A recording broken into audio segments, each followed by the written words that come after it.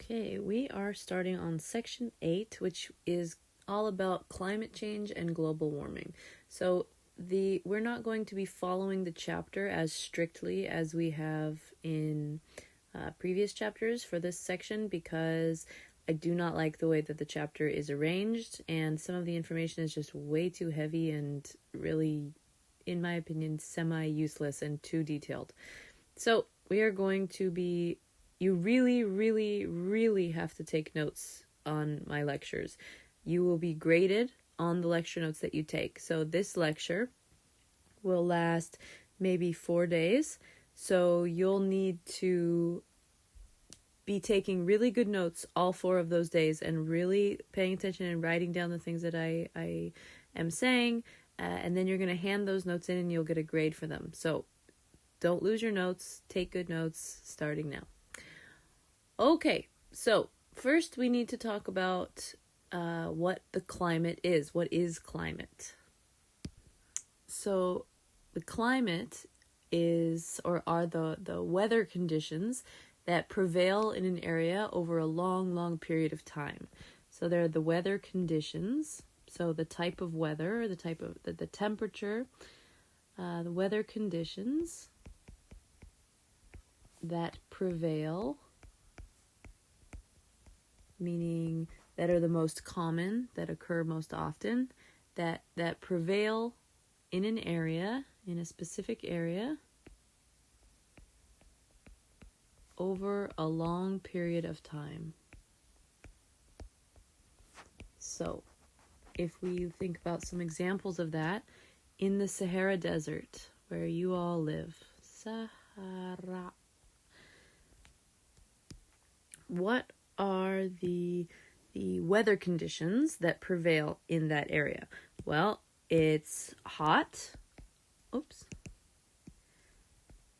very high temperatures, right? Dry, right? Very little rain, okay? So those are that's the climate in the Sahara. The climate in,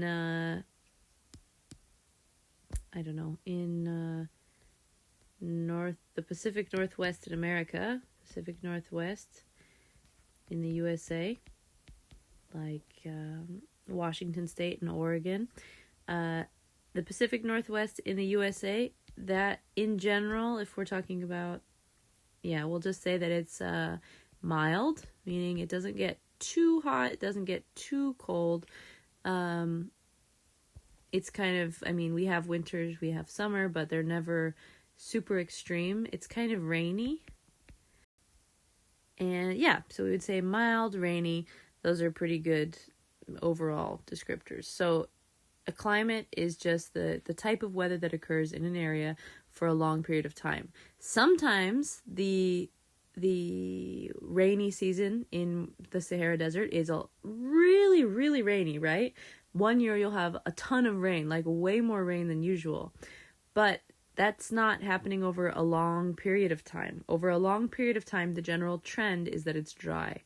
Okay, so that's really important. Just because there's an outlier, meaning like one crazy year with lots of rain or something like that, that doesn't mean that it's part of the climate or that the climate, it's just, but if it's a trend, if it happens over many years, then we say that the climate would be changing.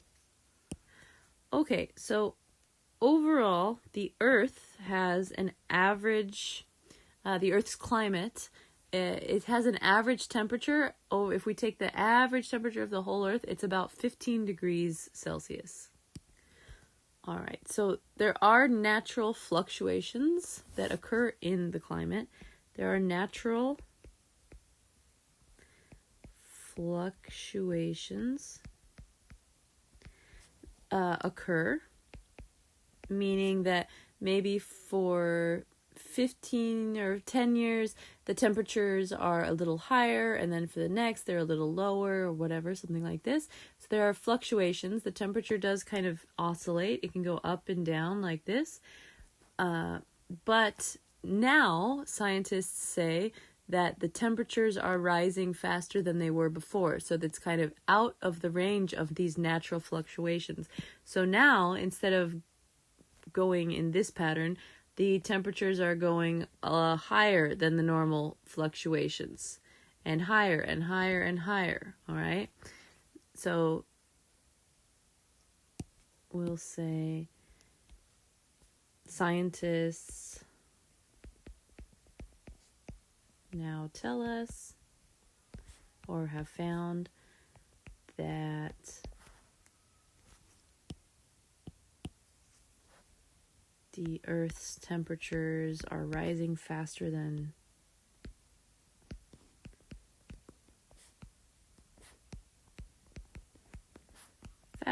normal, outside the range of these natural fluctuations.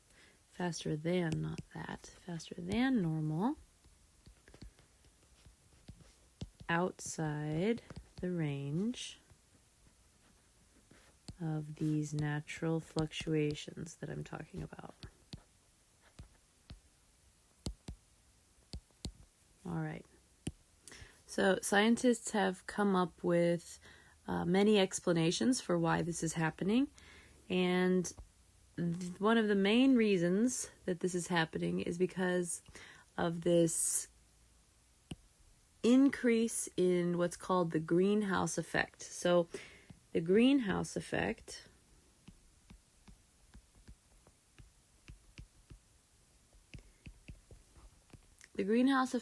describes how the Earth's atmosphere traps some of the sun's rays.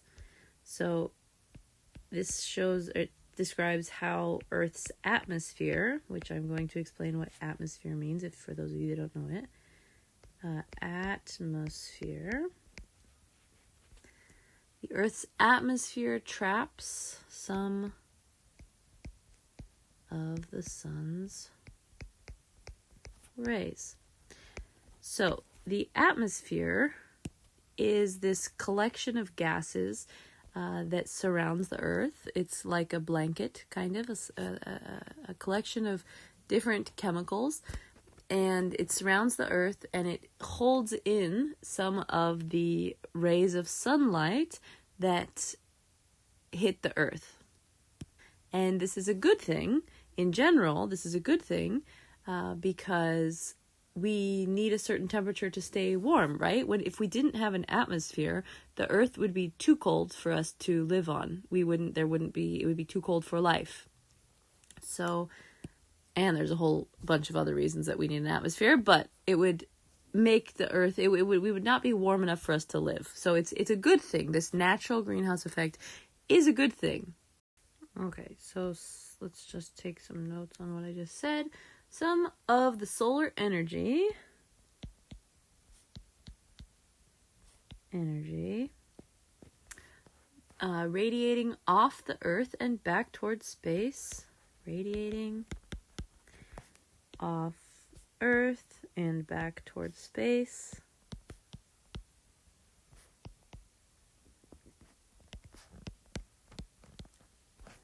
Gets trapped or absorbed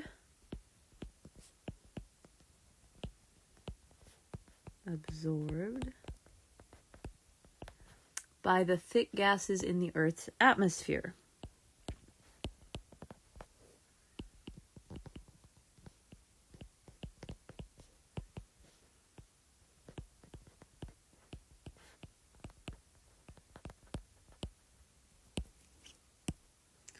Okay, so some of these gases include the greenhouse gases. I'm going to greenhouse gases include gases like carbon dioxide,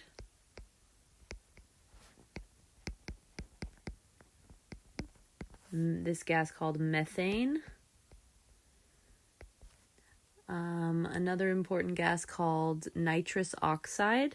Remember, we're just going to abbreviate that N2O, nitrous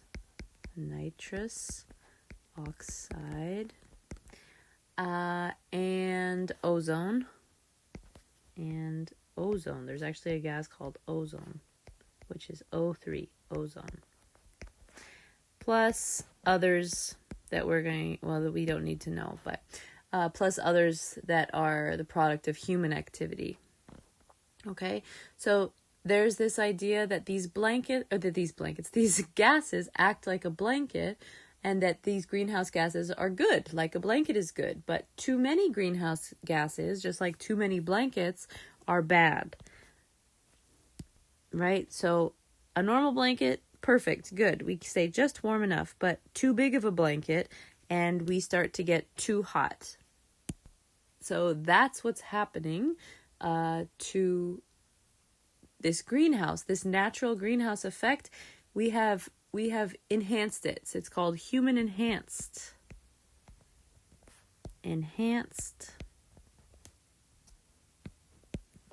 greenhouse effect. All right, and we're going to look at a picture of that now. So here we have our natural greenhouse effect, the normal blanket, the good blanket, right? So what happens is the sun, we have radiant energy from the sun. Some of it gets through this blanket of gases. There's a lot coming in. So a lot of solar radiation is coming in. Some of it is absorbed by the earth and keeps the earth warm. Some of it is re-radiated and it basically comes in and bounces off. Some of that bouncing off heat makes it through, okay? Makes it through the greenhouse gases, this greenhouse gas blanket, and escapes back into space. But some of it is re-emitted and stays, and this also helps heat the earth.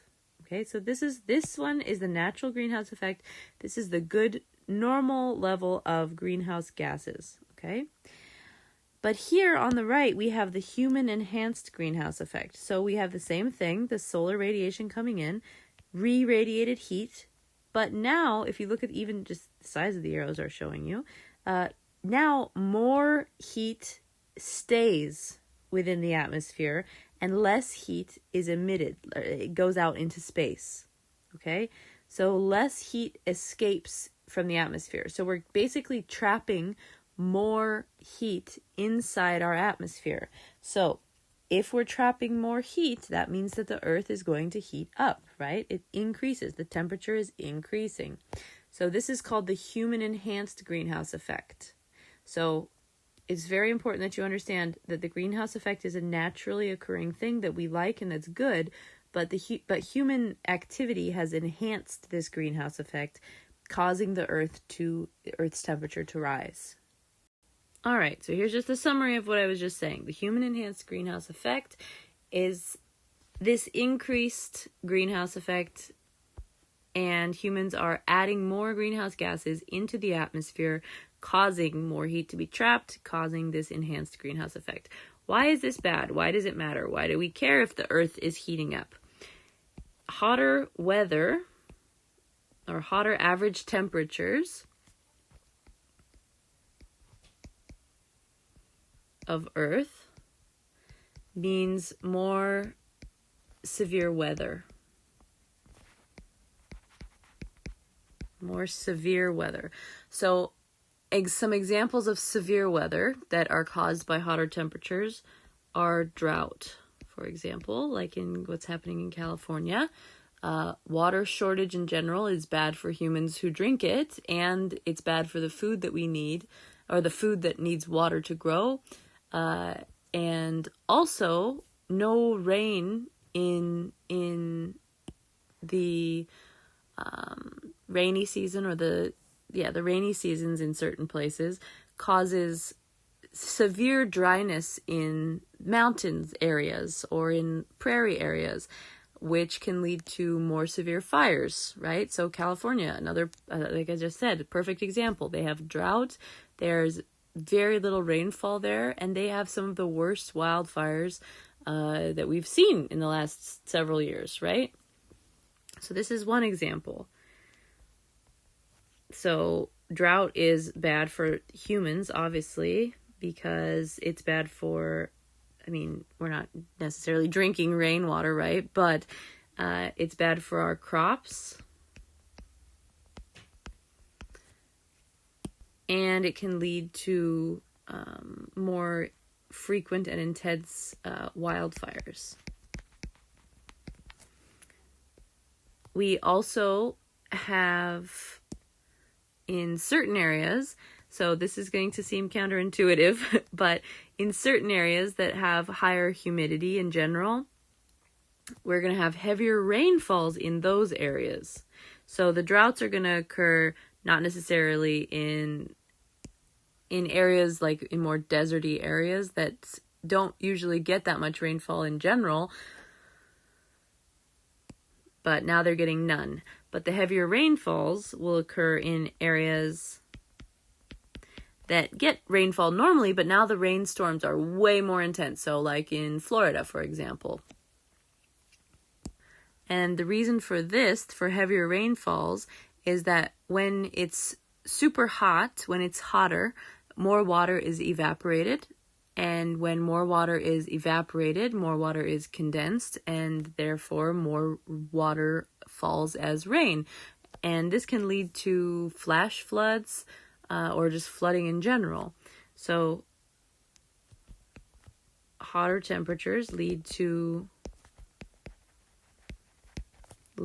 more evaporation of water, which of course leads to more condensation of water,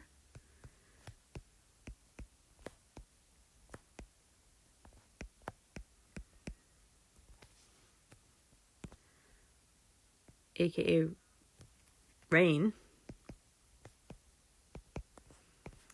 This can cause flooding if we have too much rain too suddenly, or flash flooding. All right. Oops. All right. So those are the first two. We could also have more frequent and intense hurricanes, or just tropical storms in general.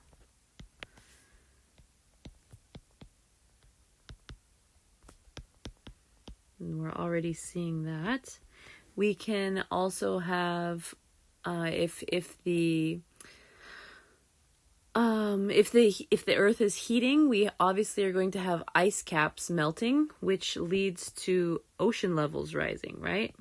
This isn't technically weather, but kind of. It can lead to flooding and such. But I'm just going to add it here anyway. Ice caps melting.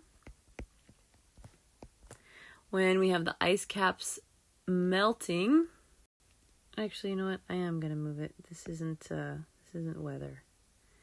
I'm going to move it. Scooch it over here. All right. Here we go. Okay. So, ice caps melting. This is bad because ocean levels rise, right? If we are melting the ice caps, then the ocean is going to rise. And cities that are at sea level, like New Orleans or maybe Nouakchott. I'm pretty sure Nouakchott's at sea level. These cities that are at sea level or even lower than sea level will flood if the ocean rises too much. Okay, some other reasons why this increase in gases in the atmosphere is bad. We have air pollution, right? Increased air pollution. This is obviously bad, right? Because it's not healthy for us to breathe air that is very polluted with bunches of different gases in. It's also not good for our plants, right? Or our crops, our food that we're growing. It is also not good for things like when it rains. If we have a lot of air pollution and it rains, what can happen is this thing called acid rain. And acid rain is literally just that. It's where all of those chemicals that are up in the atmosphere are brought down into our water and onto the ground with the rain, right? They're trapped in water particles or water droplets as raindrops, and they fall back to earth. So this is bad for things like that live in the ocean in particular. So the acidification of our oceans. Acidification of oceans, right? This is another impact or thing that is impacted by the increase in gases in our atmosphere, or another consequence of the gases in increasing in the atmosphere.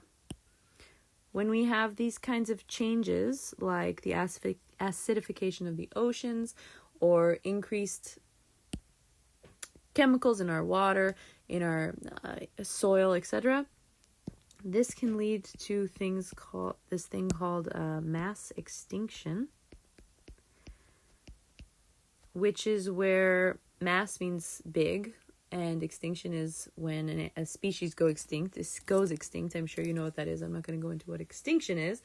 But this is a really bad thing. This is where species go extinct. And when they go extinct, they don't come back. If we make a species go extinct, it's never coming back.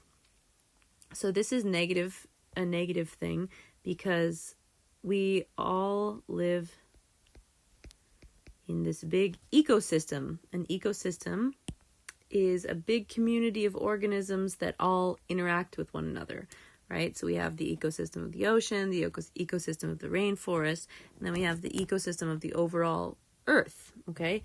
And every single thing in the ecosystem impacts each other. For example, if we have a little fish in the ocean, this little red fish, okay? This little red fish is a species of fish that lives in the ocean. Let's say this fish goes extinct, okay? That fish goes away. There's no more of those fish anymore. Well, this blue fish ate that red fish, right? That was the primary food source for that for the bigger blue fish, okay? So what needs to happen now is that blue fish either needs to go find a different food source, like these little black fish, for example, or it will die as well, right? It has to go find an alternate food source, or it will die. Well, let's say that it decides that it's going to go eat this black fish. Well, that black fish was the food of this yellow jellyfish, right? So now the yellow jellyfish and the blue fish are competing to eat these blackfish. Well, if they're both eating them, maybe the blackfish are going to go extinct also. Then what's going to happen? Or potentially the blackfish, the jellyfish and the bluefish, they're not going to be able to, their populations are going to decrease because there's not enough food for both of them to be eating these black fish. So this can impact all the way up the food chain. Whoever eats the bluefish, right, is going to be impacted by just this one little species going extinct. And this can even lead to humans being impacted, right? Because we probably are eating some fish along that line as well. So, point being, it might not seem like a big deal to get rid of one species, or if one species goes extinct, but it is a big deal because we're all in this ecosystem together, and every single species, some way or another, impacts all of the rest. So having something go extinct because of human interaction or because of human reasons is not a good thing. Okay? All right. So, moving on. Let's talk about some of the biggest contributors to this idea this concept of global warming. What causes this global warming that I'm talking about, this climate change that I'm talking about? Biggest contributors to global warming and climate change. All right. So what contributes? So obviously we know humans are the problem, but what specific actions of humans are causing this warming or these changes? There are three main things that we're going to talk about. So we know that climate change and global warming is caused is by this human-enhanced greenhouse effect. Humans putting these gases into the atmosphere. In what ways do humans put these gases into the atmosphere? Because right now I'm breathing, right? And I'm putting, remember that some of the greenhouse gases, where did I write that? Greenhouse gases, these greenhouse gases include carbon dioxide, right? I'm breathing out carbon dioxide. So am I a contributor to global warming? No. There are specific things that humans do and are doing that increase those greenhouse gases that are excessively, like a lot, right? So breathing out is not going to cause global warming, but things like general pollution and waste. This is our first one. We have 3. General pollution and waste. And I'm going to go into these more in depth, but these are the main 3. So we have general pollution and waste. We have energy sources. So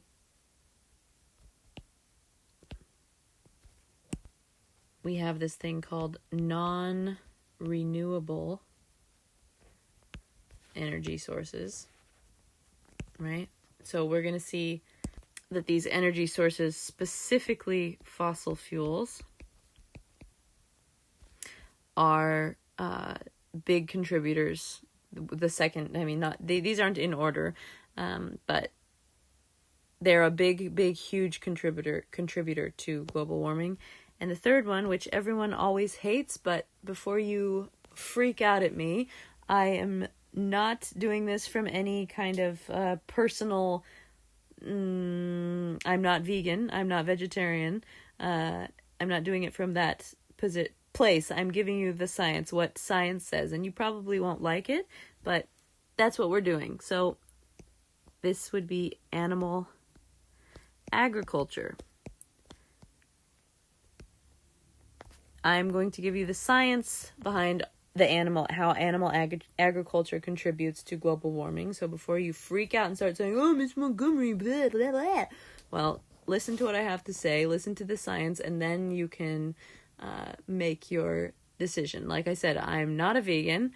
I literally just had steak for dinner. So this is not me promoting any lifestyle changes or suggesting that you should be vegan or vegetarian or that we're horrible for eating dairy, etc., etc. I'm just going to give you the science. So these are the biggest contributors to global warming. We're going to talk about general pollution and waste first, and I think we'll have to stop around there, and we'll get into energy sources tomorrow, and then animal agriculture on Monday. Okay. All right. So we have general pollution and waste to start. So general pollution and waste from vehicles, for example, such as cars, trains, and planes.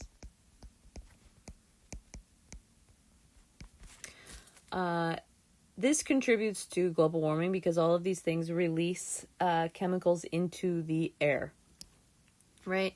And we're releasing these chemicals into the air. If we're releasing these chemicals into the air, we're contributing, we're adding to the greenhouse gases that are there, and we're making that blanket thicker.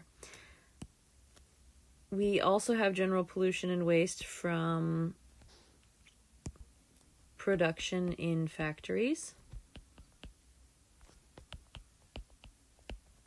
These release chemicals into the air.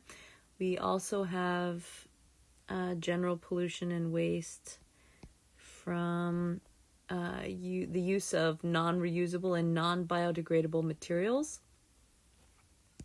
And using non-reusable and non-biodegradable materials, those things end up in landfills or they end up in big piles. Landfill is basically where all of our garbage goes. They end up there, and usually, or a lot of times, what a lot of places do is they burn that stuff. They burn all of that. And that is very bad for the atmosphere also, because when we burn things, we release chemicals into the air. So this is the one we're going to talk the least about, but it is a contributor to global warming and climate change, a significant enough of one for us to discuss. All right. We are at 30 minutes of lecture, so what I'm going to do now is I'm going to stop here, and we're going to start tomorrow on energy sources, because that's about fossil fuels, and it's a lot of information. So we're going to start there tomorrow. What you are going to do is answer some questions for the remainder of the time.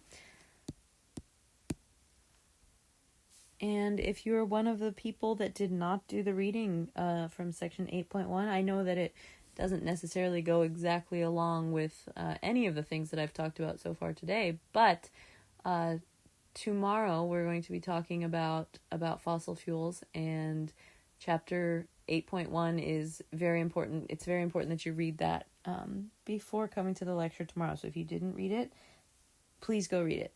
All right, so you have some questions to answer. Please work on those. And if you don't finish, they will be homework. The chapter 7, oops, my pen died. The chapter 7 review that was cut off halfway tomorrow has been re-uploaded to yesterday's assignment. So you can go back on your own time. We're not going to use any class time to do that. So you can go back on your own time tonight or whenever, before the chapter 7 quiz this weekend, whenever you want. Go back on your own time and finish watching the second half of that video. It's like a 42 or 3 minute long video. So you watched half of it yesterday. Go and watch the second half on your own time. And please let me know, as usual, if you have any questions. Leave a comment on Google Classroom, and I will answer it there. Have a good day.